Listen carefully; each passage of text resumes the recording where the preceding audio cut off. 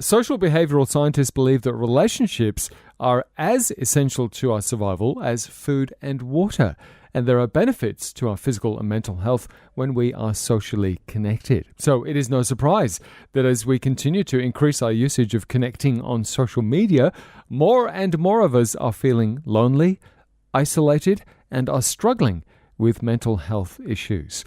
Dr. Jenny Brockis is a medical practitioner who specialises in high-performance thinking and joins me now with some tips on how we can be social and improve our brain and mental health. It's really great to be chatting with you, Jenny. Great to be with you. Why is social connection so important? What does it actually do to our brain and for our body? Being socially connected has been shown to be as important as having access to air, food and water. So our ability to form relationships is really important to our health and well-being. It's been shown to actually be an important factor to determine how long we live, because loneliness is a big issue for many people today.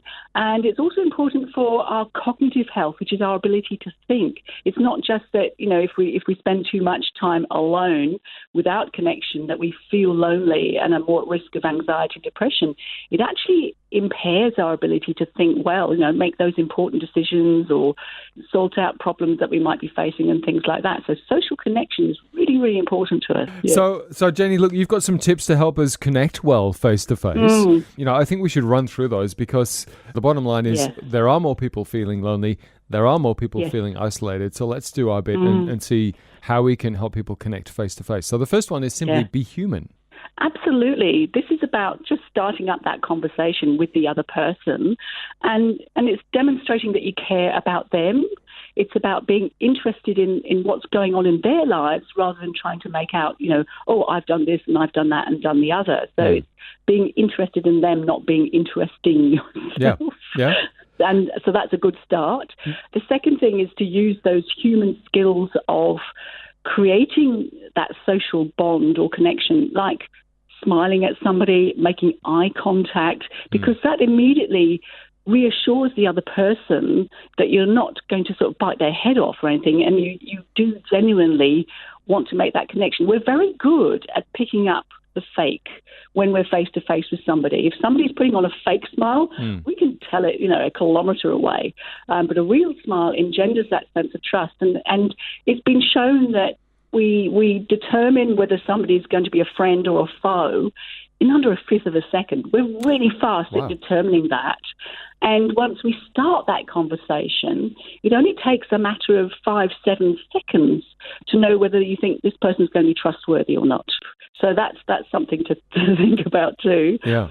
The other thing is to make social connection a regular feature, because we're all caught up in this sort of busy state where we've got so much going on in our lives, and we often have the intention of catching up with friends and family, and then the weeks go past and you think, goodness me, how did that happen? And it's been ages since we've made that social connection. So I think we today have to actually schedule that connection time in to actually make it happen. The other thing is to get better at being vulnerable, because I think sometimes we're always putting our best selves out there. We're always good at this and good at that and good at the other.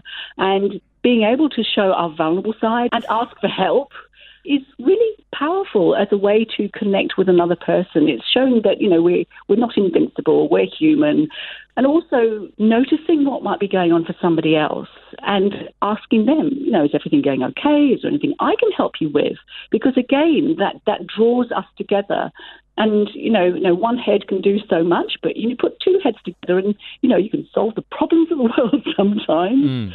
And I think that sort of leads into the last piece, which I think is so important, to get better at listening.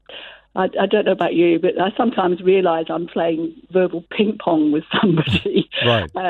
You're half listening to what the person's saying, but you're already formulating your response, right, and not really listening.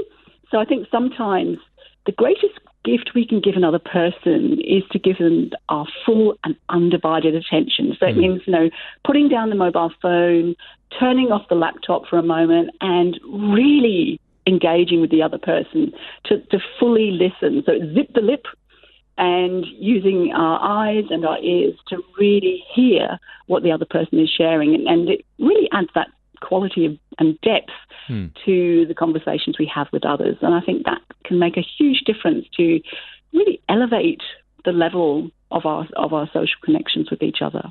Some terrific tips there from my special guest, Dr. Jenny Brockis, a medical practitioner who specialises in high-performance thinking. Jenny has written the book Future Brain, The 12 Keys to Create Your High-Performance Brain. And you can find more details about that and about Jenny at her website, the3ws.drjennybrockis.com. Jenny, it's been great chatting. Thanks so much for your time. We'll talk again soon. Thank you so much, Tim.